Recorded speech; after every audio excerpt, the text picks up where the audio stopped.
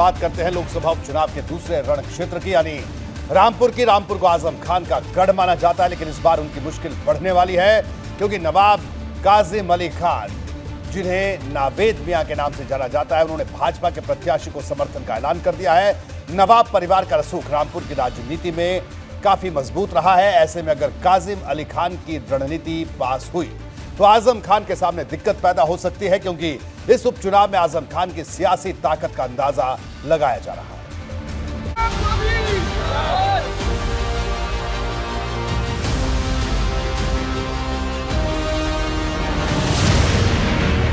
उपचुनाव का सियासी मंच आजम के गढ़ रामपुर में भी सज चुका है। यहाँ लड़ाई एक बार फिर भाजपा और सपा के बीच ही दिख रही है। सोमवार को आजम खान ने खुद आसिम राजा के नाम का ऐलान किया था और मंगलवार को आजम को चुनौती देने नवाब काजिम अली खान खड़े हो गए। नवाब काजिम अली खान वैसे तो कांग्रेस के नेता हैं, लेकिन उपचुनाव में उन्होंने भाजपा के प्रत्याशी घनश्याम लोधी को समर्थन दे दिया है।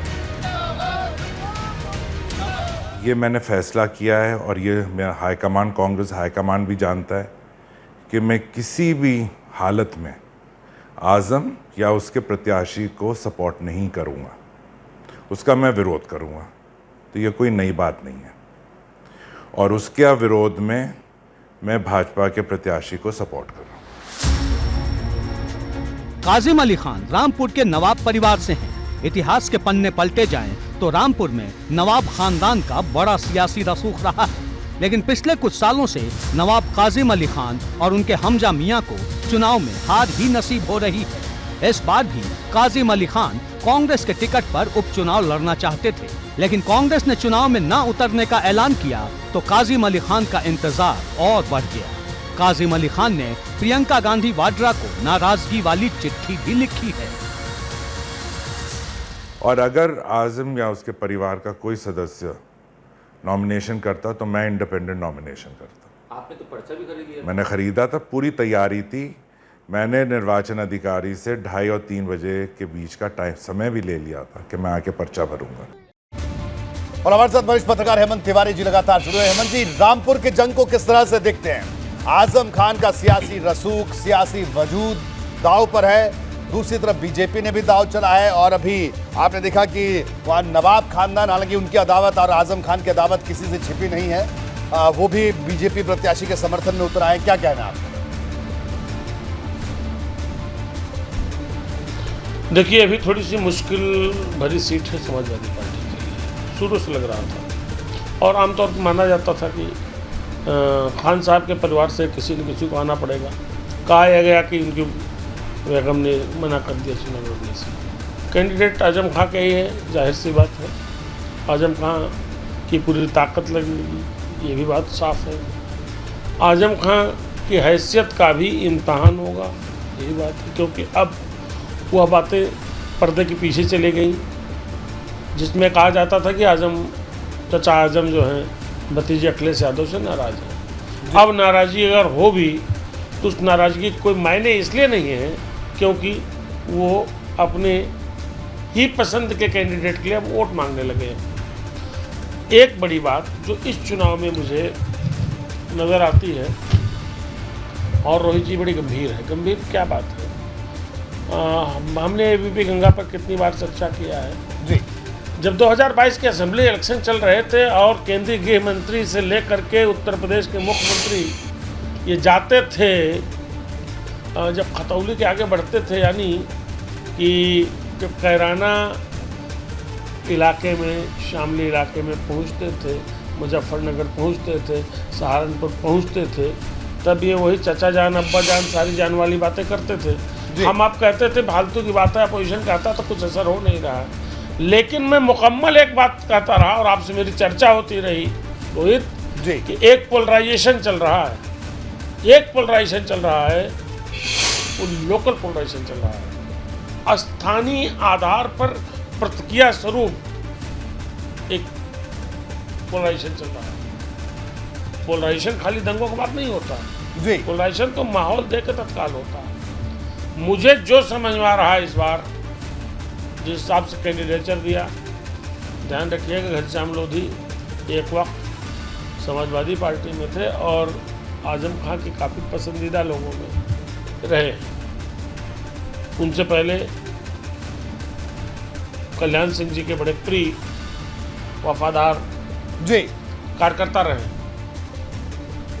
अब अगर आजम खां अपने साथ हुई घटनाओं का हवाला देते हुए, या याद करिएगा उन्होंने मुसलमानों की जिस मजलूमी और जिस गरीबी का हवाला अखिलेश को संदेश के लिए दिया था, अगर अपने जुल्मों और समाजवादी पार्टी के साथ हो रहे जुल्मों, या फिर कदाचित किसी वक्त मुसलमानों के साथ हो रहे जुल्मों का जिक्र करेंगे तो भी, नहीं करेंगे तो भी, एक रिएक्शन का वातावरण वहाँ होगा।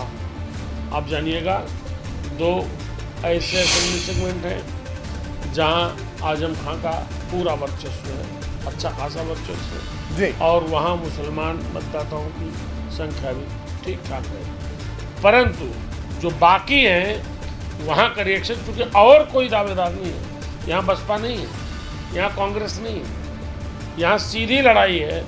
और सीधी लड़ाई में मुझे लगता है कहीं धार्मिक आधार पर वर्टिकल डिवीजन जैसी स्थिति बन गई तो यहाँ के परिणाम बहुत ही अलग किस्म के होंगे। बिल्कुल। और मुझे लगता है, जो मुझे खबर है जी, इसी तरीका का वातावरण बनाए जाने की कोशिश वहाँ चल रही है, ऑलरेडी चल रही है। और इधर 8 साल से इस देश की राजनीति की जो रफ्तार, जो पेस और जो रिजल्ट हम आप देख रहे हैं, उसमें कुछ भी असंभव नहीं है।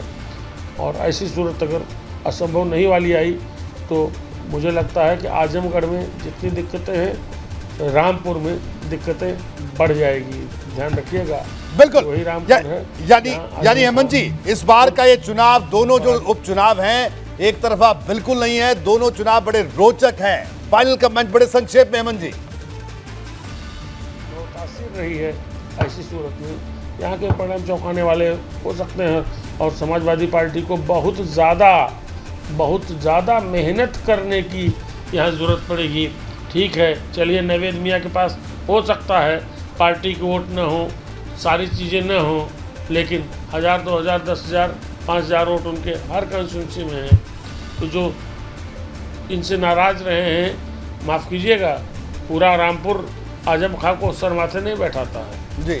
रामपुर में ही बहुत से ऐसे लोग रहे हैं जो आजम खां के अंदाज से, इनके क्रियाकलाप से 12 से लेकर 17 तक नाराज़ भी रहे हैं।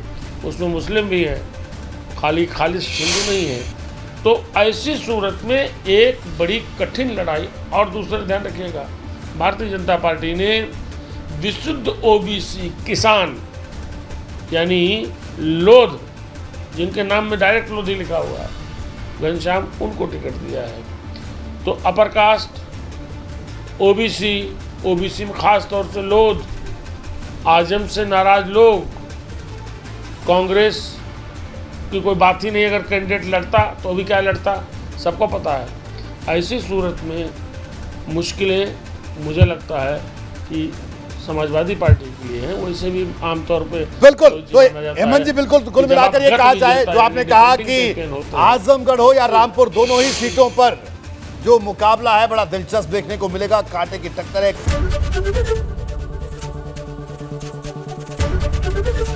एबीपी गंगा, खबर आपकी, जुबान आपकी।